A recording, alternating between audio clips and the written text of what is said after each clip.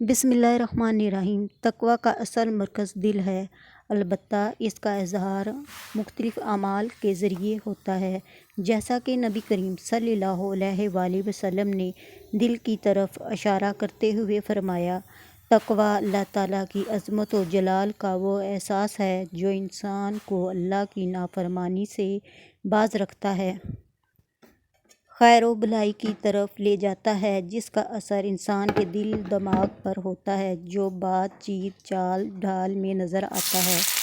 دل اور اولاد، ازواج اور زندگی کے دوسرے معاملات، تعلقات اور رویوں کو اللہ تعالیٰ کی مرضی کے مطابق کرنے میں مددگار ثابت ہوتا ہے۔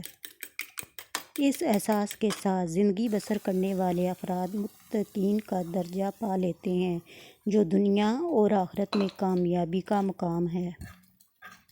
السلام علیکم، کیسے ہیں آپ سب؟ امید ہے خیریت سے ہوں گے۔ آج میں نے اپنے ولاگ کا آغاز سحری سے کیا اور سمجھ ہی نہیں آ رہی تھی کہ سحری میں کیا بناؤں، تو پھر میں نے کہا کہ چلیں آملیٹ بنا لیتے ہیں، تو جلدی سے پیاز کاٹا، ٹماٹر کاٹا اور میں نے پھر میں نے آملیٹ بنا، ساتھ آلو اور میتھی کا سالن تھا وہ گرم کیا۔ سحری میں کیونکہ ٹائم کم ہوتا ہے اور زیادہ چیزیں بنانے کا بھی وقت نہیں ہوتا، تو سادہ سی سحری میں نے تیار کر لی تھی اور جلدی جلدی میں سالن گرم کر رہی تھی تاکہ ٹائم پہ سب کھا لیں۔ تو سحری میری تیار ہو گئی تھی اور چائے کو میں نے ٹی پاٹ میں ڈالا۔ اس میں ڈالنے سے فائدہ یہ ہوتا ہے کہ چائے گرم رہتی ہے۔ ساتھ ہی میں نے دہی اور دودھ اور نمک ڈال کر لسی بنا لی تھی۔ اس کے بغیر تو میں سحری کرتی نہیں ہوں کیونکہ لسی مجھے لازمی چاہیے ہوتی ہے، تو یہ میں اب گلاس میں ڈال کے تو اپنا لیے لے کر پلیٹ میں اپنا وہ انڈا اور تھوڑا سا سالن ڈالا ہے اور سحری کر لی ہے۔ اس کے بعد میں نے نماز پڑھی اور اس کے بعد میں قرآن پاک پڑھ کے تھوڑی دیر سو گئی، پھر میں دورہ قرآن کی کلاس لینے چلی گئی۔ اب یہ میں قرآن پاک پڑھ کے باہر گھر آ رہی ہوں، تو میں نے کہا چلیں آپ کے ساتھ یہ بھی شیئر کرتے ہیں۔ تو جب ہم آ رہے تھے تو بارش شروع ہو گئی، ہلکی ہلکی بوندا باندی ہو رہی تھی اور موسم کافی اچھا ہو گیا تھا، تو پھر اور شکر الحمدللہ روزے بھی اس دفعہ کافی ٹھنڈے ٹھنڈے جا رہے ہیں اور چھوٹے چھوٹے روزے ہیں، پتہ ہی نہیں چلتا کہ آدھے روزے گزر گئے ہیں۔ پھر میں گھر آئی اور یہ میں نے کپڑے دھو کے رکھے تھے، تو میں نے کہا سب سے پہلے ان کو طے کرتی ہوں، پھر دوسرا کوئی اور کام کروں گی، اور ساتھ یہ سردیوں کے کپڑے بھی میں اب ساتھ ساتھ دھو کے علیحدہ کر رہی ہوں تاکہ ان کو رکھ دوں، کیونکہ پھر گرمیوں کے کپڑے نکالیں گے۔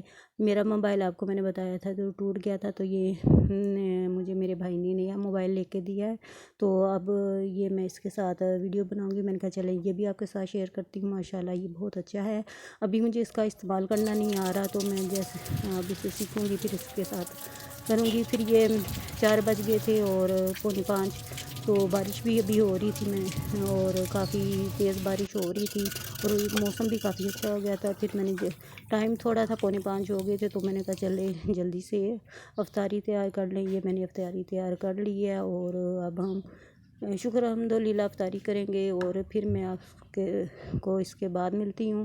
اور اللہ تعالیٰ کی ہر نعمت کا شکر ادا کرنا چاہیے۔ اللہ تعالیٰ نے ہمیں بے شمار نعمتیں عطا کی ہیں اور ہر وقت ہمیں اللہ تعالیٰ کی نعمتوں کا شکر ادا کرنا چاہیے، اور ہمیں اپنے ان بہن بھائیوں کا بھی خیال رکھنا چاہیے جو بہت غریب ہیں، مساکین ہیں، ان کو ان کے کھانے کا اور زکوٰۃ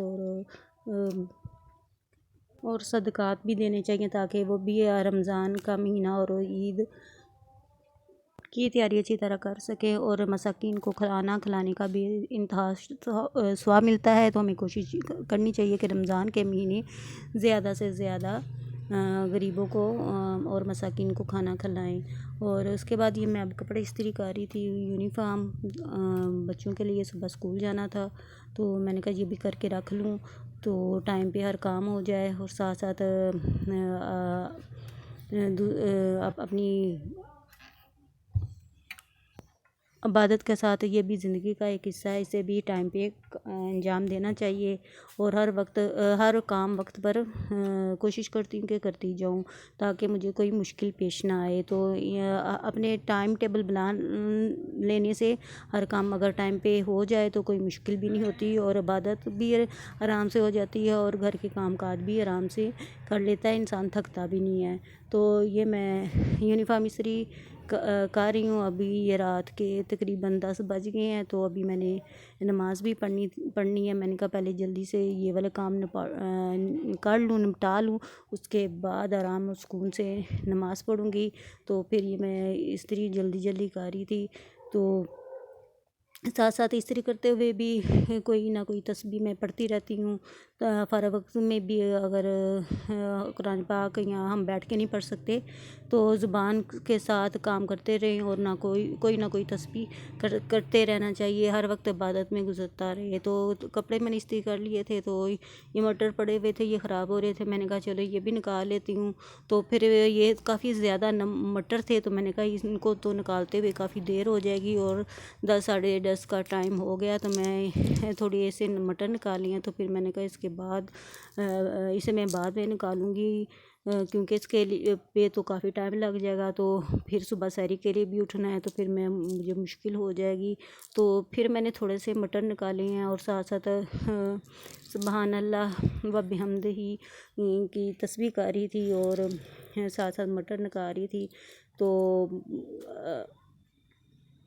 ایسے کام کرتے ہوئے میں استغفر اللہ کی بھی تسبیح کرتی رہتی ہوں، تاکہ بیٹھ کے اگر ہم زیادہ قرآن پاک نہیں پڑھ سکتے تو چلو اس طرح تسبیح کر کے اپنا عبادت میں ٹائم گزار لیں، تو ساتھ ساتھ کام بھی ہوتا جائے گا، اور تسبیحات بھی کرتے رہیں۔